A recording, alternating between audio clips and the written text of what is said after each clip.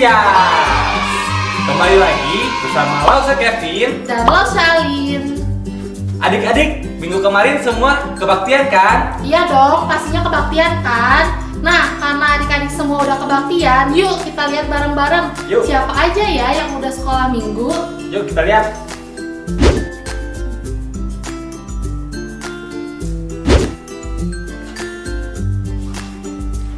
Wah, seneng banget ya.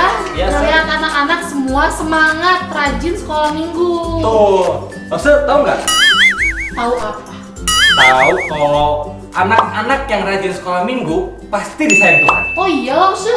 Iya, kan anak-anak rajin sekolah minggu kan pasti disayang Tuhan. Yuk adik-adik, kita bangkit berdiri. Kita mau nyanyi lagu Ikan Koki sambil pakai gerakan ya. Ikan koki ekornya panjang, burung pipit terbang melayang. Siapa rajin sekolah minggu, tentu disayang Tuhan. Sekali lagi. Ikan koki ekornya panjang, burung pipit terbang melayang. Siapa rajin sekolah minggu, tentu disayang Tuhan. Disayang Tuhan, tentu disayang Tuhan. Ya adik-adik, kita melanjutkan pujian kita. Kita menyanyikan lagu Dia Harus Makin Bertambah. Masih bangkit berdiri, ikutin gerakan Lausa ya. Makin bertambah. Ku harus makin berkurang, nama Yesus saja disembah. Ku di tempat paling belakang, bila Yesus ditinggikan dan salibnya diberitakan, pasti Dia menarik semua orang datang kepadanya sekarang. Sekali lagi. Harus makin bertambah, ku harus makin berkurang, nama Yesus saja disembah. Ku di tempat paling belakang, bila Yesus ditinggikan dan salibnya diberitakan, pasti Dia menarik semua orang datang kepadanya sekarang. Pasti Dia menarik. Semua orang datang kepadanya sekarang. Adik-adik, sekarang kita mau mendengarkan firman Tuhan. Tapi sebelum kita mendengarkan firman Tuhan, mari kita sama-sama berdoa. Ikutin Lausa ya. Tuhan Yesus yang baik, terima kasih Tuhan atas kebaikan-Mu. Kami semua bisa kembali bersekolah minggu. Walaupun di rumah, biarlah Tuhan yang sertai sekolah minggu kita. Juga Tuhan yang tolong sertai apa yang akan kami dengarkan. Biarlah kami bisa mendengarkan firman Tuhan ini dengan baik ya Tuhan. Terima kasih. Dalam nama Tuhan Yesus kami berdoa. Amin. Di sebuah kota ada seorang kaya, hartanya berlimpah-limpah, tapi pelit dan tidak pernah memikirkan orang lain. Namanya Ibu Naila. Tiap hari dia sibuk dengan pekerjaan dan usahanya, sehingga dia jarang sekali mengikuti kegiatan-kegiatan gereja. Bahkan hari Minggu pun seringkali tidak ke gereja. Aduh, ini bisnis aku udah maju banget, banyak banget nih orderannya. Oke, orderan hari Senin udah, Selasa udah, mana lagi ya? Hai Naila. Tanti, ya Udah lama ya kita nggak ketemu. Iya. Aduh, ngomong-ngomong kamu udah lama nggak ke gereja ya? Aduh, iya sih. Nah, pas banget nih, besok kan hari Minggu. Jadi aku mau ajak kamu, kita ke gereja bareng ya. Gak bisa tuh, gak bisa. Tenang, aku yang jemput nanti besok setengah jam sebelumnya. Tanti, dengerin dulu ya. Jadi gini loh, kerjaan aku tuh sekarang lagi banyak banget. Aku tuh lagi banyak banget nih orderan. Aduh, Kerjaan apa sih? Aku tuh gak punya Itu tuh, aku baru dapat pesan nih. Besok ada yang mau ngambil barang di rumah pagi-pagi. Jadi aku nggak ada waktu buat ke gereja. Udah. Gini ya, daripada nih kamu repot-repot, sibuk-sibuk, kamu harus bangun lebih pagi buat jemput aku. Mending kamu ke gereja aja sendiri langsung ya. Sekalian kamu titip doa buat aku biar makin sukses, oke? Biar orderannya makin banyak ya, doain aku ya. Kamu tuh banyak banget sih alasan sibuk lah, janji lah, inilah itulah, banyak banget. Kamu udah lama loh nggak ke gereja. Kamu lupa, kamu nggak bersyukur sama Tuhan. Tuhan tuh udah kasih berkat buat kamu, tapi kamu lupa sama Tuhan. Udah ya nanti ya. Aku lu sibuk banget nih, aku udah ada telepon nih, udah. Kamu udah ke gereja aja ya sendiri ya, udah. Bye. Begitulah gambaran keseharian Ibu Naila. Walaupun hari Minggu ia tidak menyadarinya, bahkan dia terus berpikir bagaimana caranya supaya hidupnya semakin kaya. Suatu hari, Tanti berkunjung ke rumahnya.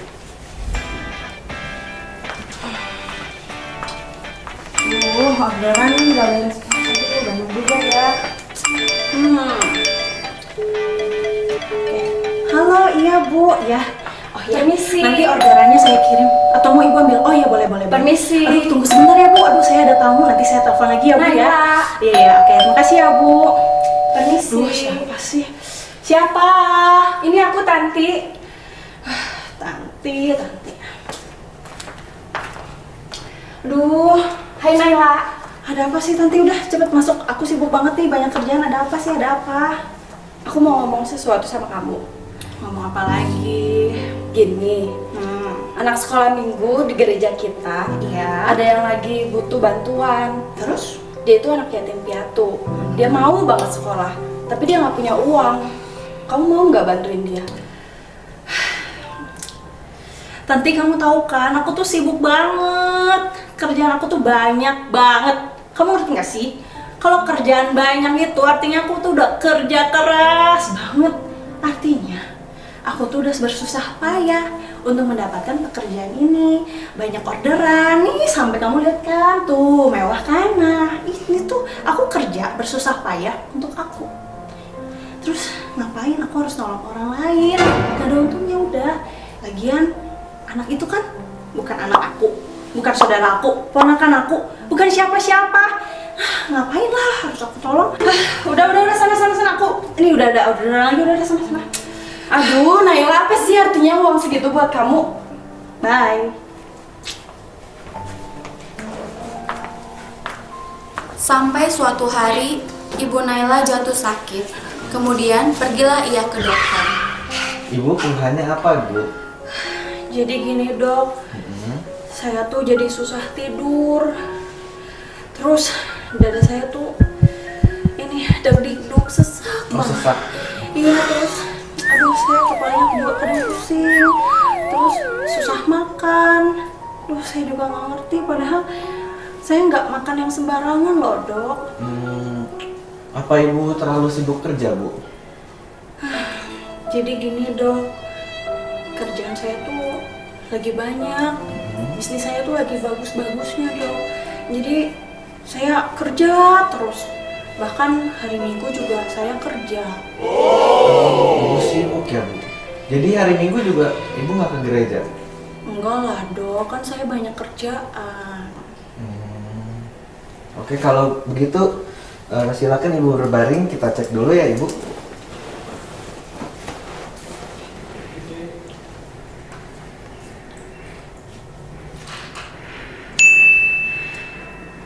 Oke. Saya sudah menemukan penyakit Ibu. Tunggu sebentar ya Ibu, saya ambilkan resepnya dulu. Iya Dok.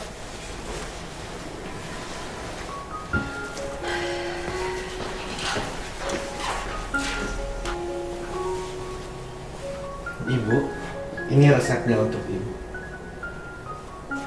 Suatu hari, Tuhan Yesus memberikan perumpamaan tentang orang yang sangat kaya. Bapak ini, dia pagi, siang, malam, semua waktu dia lakukan untuk pekerjaannya. Dia sibuk mencari uang. Bahkan orang di sekitarnya pun dia tidak hiraukan. Dia hanya fokus kepada dirinya sendiri.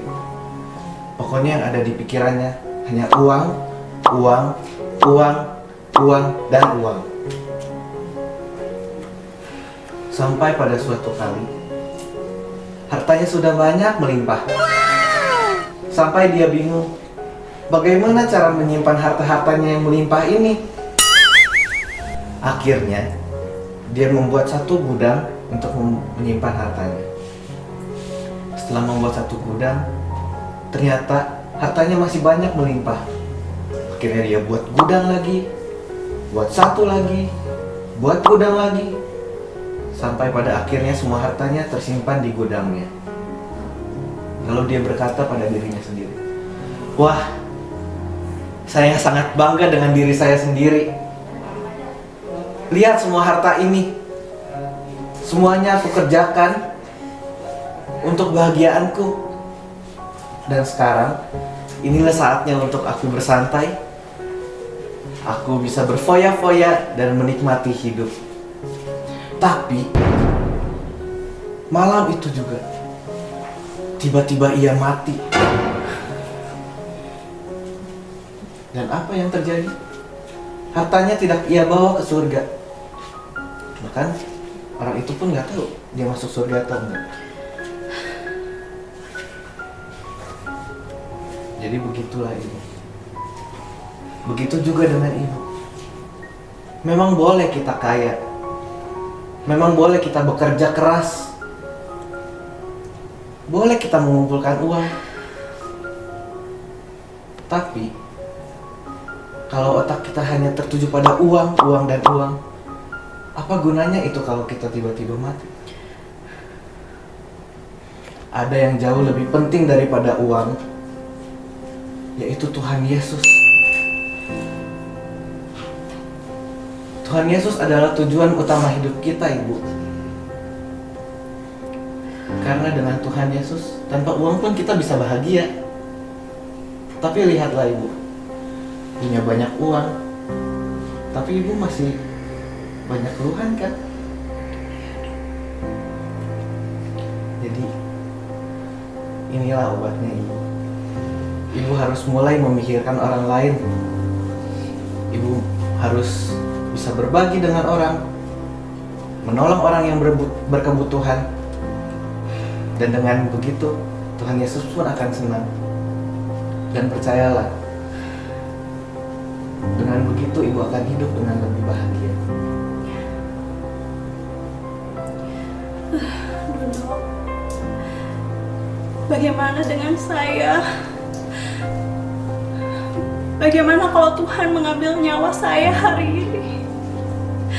Oh Tuhan, ampunilah saya Tuhan. Ampunilah saya yang banyak menghabiskan waktu untuk diri saya sendiri, untuk mencari uang, uang dan uang, tanpa memikirkan begitu bahagianya saya hidup bersama Tuhan. Tuhan, mulai hari ini saya mau untuk menolong orang, mengasihi orang lain. Saya mau beribadah kepada Tuhan. Terima kasih Tuhan. Ampuni saya. Makasih ya Dok. Ya, puji Tuhan Ibu. Saya pun senang melihat Ibu. Makasih ya Dok. Semoga Ibu cepat sembuh ya Ibu. Terima kasih Dok. Melalui perumpamaan ini, Tuhan Yesus mau mengajarkan kepada kita bahwa kita boleh kaya, tapi jangan hanya mementingkan diri sendiri, tetapi orang lain juga. Hati-hatilah, jangan terlalu cinta harta. Jangan terlalu memikirkan rumah yang bagus, makanan yang enak, dan baju yang mahal saja. Hidup kita tidak tergantung pada kekayaan. Harta yang berlimpah-limpah tidak dapat menyelamatkan jiwa kita. Carilah Tuhan Yesus, Dialah satu-satunya juru selamat kita.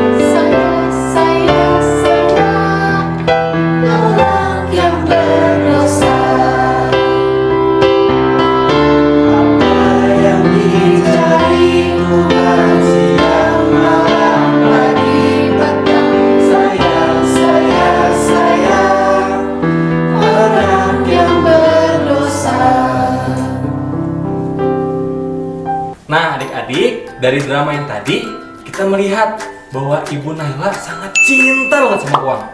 Nah, terus dia lupa akan ibadah, lupa sama Tuhan, mau nolong. Nah, adik-adik nggak boleh gitu ya. Nggak salah ya? Betul, kita nggak boleh kayak gitu sebagai anak Tuhan. Iya, walaupun kita boleh mencari uang, kita boleh kaya, tapi kita nggak boleh lupa sama Tuhan. Kita nggak boleh nggak mau nolong. Kita harus rajin beribadah, saling menolong, karena nggak cuman nabung di dunia, tapi kita harus nabung di surga. Nah, nabung di surga tuh apa sih Lawson maksudnya? Nabung di surga itu yang tadi kita harus percaya sama Tuhan, rajin beribadah, saling menolong. Oh gitu. Seperti ayat hafalan yang akan kita hafalkan pada minggu ini. Ya. Dari Dari mana? mana? Dari Matius 6 ayat 20. Kumpulkanlah bagimu harta di surga. Kita ulang ya sekali lagi. Matius 6 ayat 20. Kumpulkanlah bagimu harta di surga. Nah, adik-adik, kebaktian minggu ini udah selesai. Iya. Nah, tapi sebelum itu, yuk kita mau sama-sama ingat kalau adik-adik keluar rumah harus pakai Masker, terus harus rajin cuci tangan, cuci tangan, dan yang terakhir nggak boleh deket-deket, dan nggak boleh peluk-pelukan Peluk-pelukan sama teman kecuali sama orang tua dan cici koko. Oke, dadah, sampai jumpa, sampai ketemu minggu depan. Tuhan Yesus memberkati.